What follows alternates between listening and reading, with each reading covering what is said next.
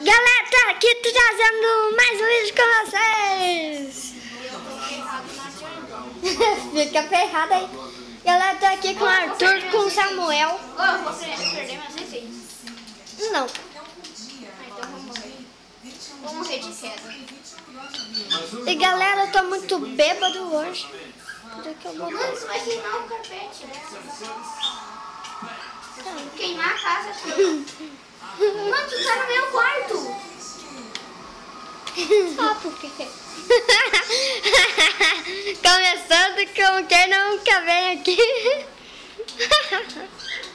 Mano, quando eu chegar ali... Coloca mais fogo.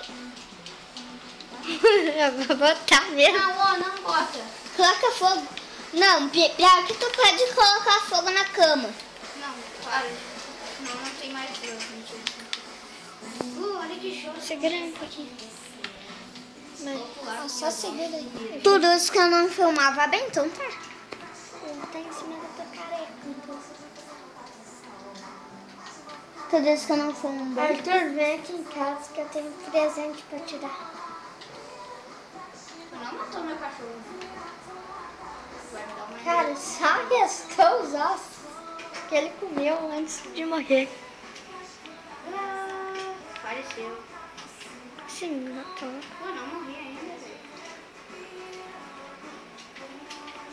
Ah, tá perdendo o coração.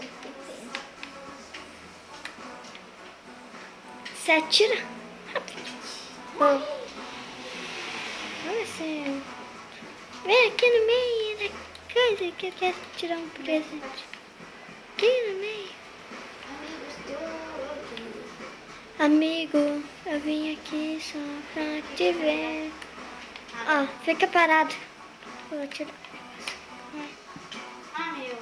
Tapinha de amizade. Tapinha não, espadinha. Eu tenho um cachorro ali, ó. Esse aí é o cachorro. Você tem dois cachorros?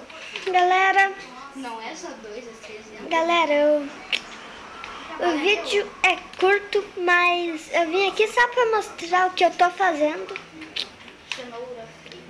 E, cara, quando eu vou acabar o vídeo, outro me fala em cenoura. Tá, galera, mas esse vídeo vai ficando por aqui. Espero que tenham gostado. Se gostarem, deixa seu like e se inscreva aí no canal. Vai tá bêbado. Peraí, galerinha.